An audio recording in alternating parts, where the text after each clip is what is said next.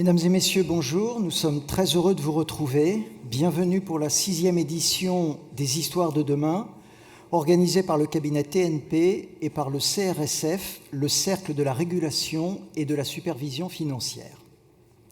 Je souhaite tout d'abord remercier les dirigeants de TNP et toutes les équipes de consultants du cabinet qui se sont fortement mobilisés sur la réglementation financière et la transition énergétique.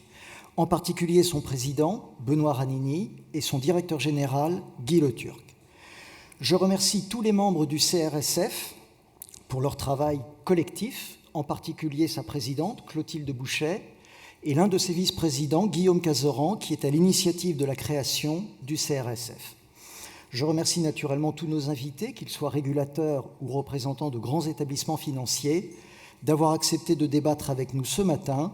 Et je remercie tout particulièrement Emmanuel Le Chypre, éditorialiste sur BFM Business, qui animera les tables rondes dans quelques minutes. Le 4 mai 1979 au Royaume-Uni et le 4 novembre 1980 aux États-Unis, la mondialisation dérégulée est née à l'occasion de l'élection de Margaret Thatcher puis de Ronald Reagan. Cette mondialisation dérégulée s'est accélérée et amplifiée avec la chute du mur de Berlin et l'effondrement de l'Union soviétique. 29 ans plus tard, la mondialisation dérégulée s'est abîmée lors de la déflagration de Lehman Brothers le 15 septembre 2008. Depuis cette date, elle n'a survécu que sous la forme d'une économie de bulles. Trop peu de leçons ont été tirées après la crise de 2008 et le monde a continué à s'enfoncer dans les excès de l'endettement. L'Europe n'a pas particulièrement bien géré la crise de 2008. Elle a payé un lourd tribut en termes de chute de l'activité et de hausse du chômage. Elle a privilégié le retour à l'équilibre budgétaire et la hausse des taux d'intérêt. Et aux yeux d'un certain nombre d'observateurs, elle a enfermé ses établissements financiers dans un carcan réglementaire et fiscal. Face aux défis de la transition énergétique et de la révolution numérique, l'Europe a aujourd'hui des besoins en termes d'investissement qui sont gigantesques et auxquels la finance de marché seule n'est pas en mesure de répondre.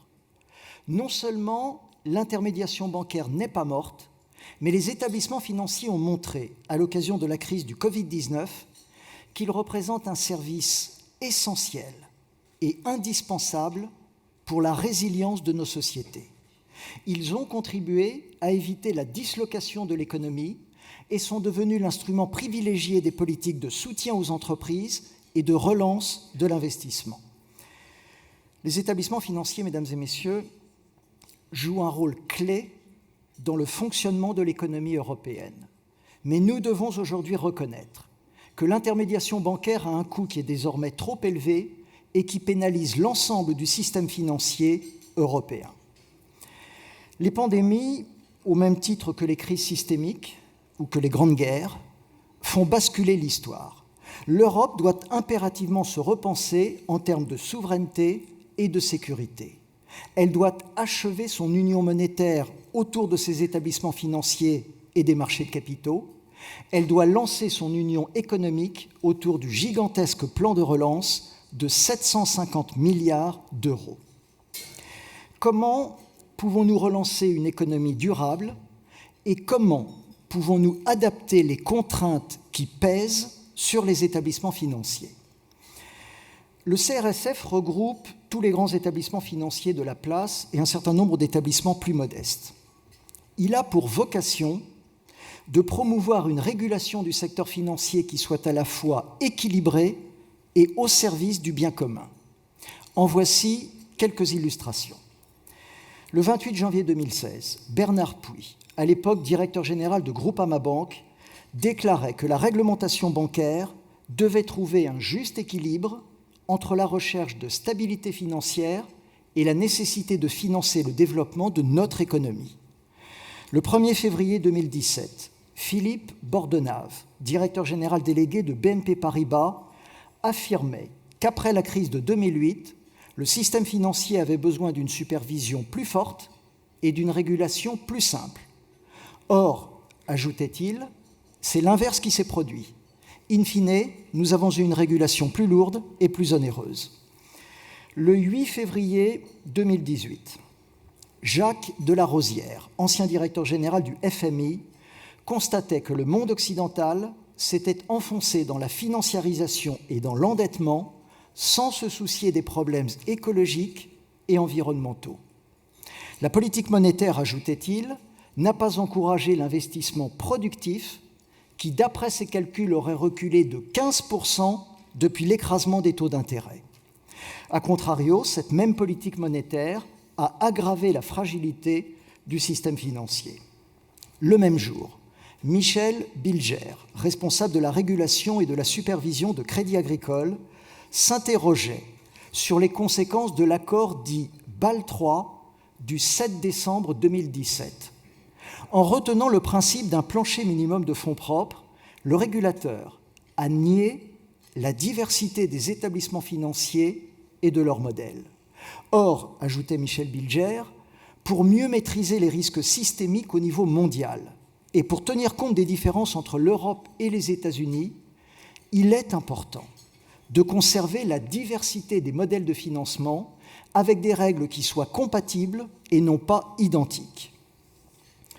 Le 14 mars 2019, Laurent Mignon, président du directoire de BPCE, estimait que le renforcement de la régulation après la crise de 2008 était nécessaire, mais que l'Europe avait été très loin en matière de régulation et devait se poser la question de son efficacité pour avoir un système bancaire qui soit à la fois compétitif et capable de financer notre croissance. Le même jour, Marianne Barbat-Layani, à l'époque directrice générale de la Fédération bancaire française, estimait que l'Europe devait enfin considérer son industrie financière comme une industrie stratégique. Elle appelait de ses vœux un vrai questionnement du politique. Comment finance-t-on l'économie ? Comment finance-t-on la transition énergétique ? Pourquoi les capitaux ne circulent-ils pas davantage en Europe ? Un peu plus tard, Guillaume Cazeron, vice-président du CRSF, appelait à revenir sur les dispositions de la réglementation MiFID II. Il constatait que l'idée initiale de cette réglementation reposait sur les meilleures intentions du monde, davantage de transparence des marchés et davantage de protection des investisseurs. Mais il notait, comme Philippe Odo, que cette réglementation a débouché sur une véritable catastrophe. Au moment où nous cherchons à attirer les épargnants vers la bourse, les investisseurs ont accès à moins de notes de recherche. Quant aux petites et aux moyennes valeurs, elles ne sont plus suivies par les analystes.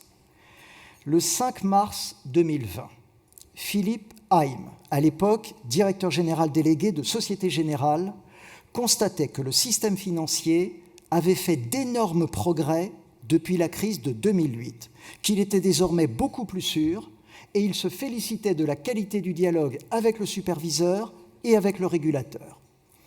Cependant, il appelait à être vigilant concernant l'équilibre concurrentiel, en particulier vis-à-vis des banques américaines.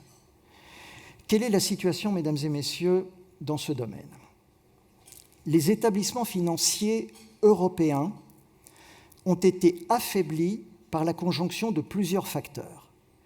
Une croissance faible, des taux d'intérêt bas, voire négatifs, une régulation fragmentée, un trop grand nombre de banques en Europe, une consolidation européenne rendue quasi impossible par l'ajout de ratios prudentiels, et enfin, et c'est loin d'être anecdotique, la survivance d'un nationalisme jaloux. Un ancien dirigeant de Morgan Stanley a résumé la situation avec à la fois cynisme et provocation en déclarant « Les Européens ont livré le système aux Américains sur un plateau ». Le 5 mars 2020 toujours, Christophe Izard, directeur général délégué assurance de personnes chez Natixis Assurance, rappelait que les objectifs de la directive Solvabilité 2 ont été mal définis au départ et que leurs impacts ont été mal mesurés, en particulier sur le financement de l'économie. Les assureurs sont des investisseurs de long terme qui ont réduit leur financement direct de nos entreprises. Or, comme le rappelait Christophe Izard, nous avons besoin d'investir massivement car la solution à nos difficultés réside en particulier dans notre capacité à innover. Enfin, le 22 novembre 2019, Christine Lagarde, nouvelle présidente de la BCE, a placé son mandat sous le signe de la transition vers la neutralité carbone. Elle a rappelé que les institutions financières ont un rôle fondamental à jouer dans la transition énergétique. Néanmoins, il ne suffit pas d'arrêter de financer les activités les plus émettrices de gaz carbonique pour atteindre la neutralité carbone. Nous devons aussi, et peut-être même surtout, financer la transformation de pans entiers de notre économie et en particulier celle des principales entreprises émettrices de gaz carbonique. L'Europe, mesdames et messieurs, dispose d'une avance certaine sur les questions climatiques. C'est la raison pour laquelle l'Europe ne doit pas, une fois de plus, être jusqu'au boutiste et se complaire dans la complexité au risque de faire le lit de ses principaux compétiteurs, en particulier les États-Unis et la Chine. L'Europe doit, au contraire, prendre en compte et valoriser le travail et les efforts de ces établissements financiers pour accompagner leurs clients dans leur transition énergétique. Si nous voulons respecter l'accord de Paris, ce qui est naturellement notre objectif à tous, il est important que l'Europe se mette rapidement d'accord sur un référentiel commun en matière de transition énergétique et qu'elle soit suivie par les autres continents. En conclusion, dans l'éditorial du livre blanc qui vous sera remis à l'issue de cette conférence, Benoît Ranini, président de TNP, rappelle que le premier ingrédient de la croissance est l'enthousiasme et l'optimisme du plus grand nombre. Nous avons, mesdames et messieurs, collectivement, la responsabilité d'inventer un nouveau monde, un monde qui reposera sur une croissance non carbonée et sur un mode de vie planétaire pour 8 milliards d'individus, fondé sur l'économie du partage, et ceci grâce à la digitalisation. Nous sommes naturellement confrontés à des défis gigantesques, mais nous avons aussi de formidables atouts pour y faire face. Notre premier atout, ce sont nos ressources humaines. Le vivier de talents et de compétences dans un pays comme la France est considérable, en particulier parmi ces ingénieurs, ces chercheurs, ces entrepreneurs qui sont le fer de lance de notre économie. Notre deuxième atout, ce sont nos savoir-faire. Nous devons remonter la chaîne de valeur et repositionner l'économie française sur les secteurs clés du XXIe siècle. En particulier, mais la liste est bien entendu non exhaustive, sur la transition énergétique, le numérique, l'aéronautique, le luxe, etc. Et notre troisième atout, c'est tout simplement notre épargne. L'Europe, comme la France, dispose d'une épargne abondante qu'elles ne savent pas transformer en outil d'investissement et de souveraineté. Enfin, je terminerai par ce dernier point.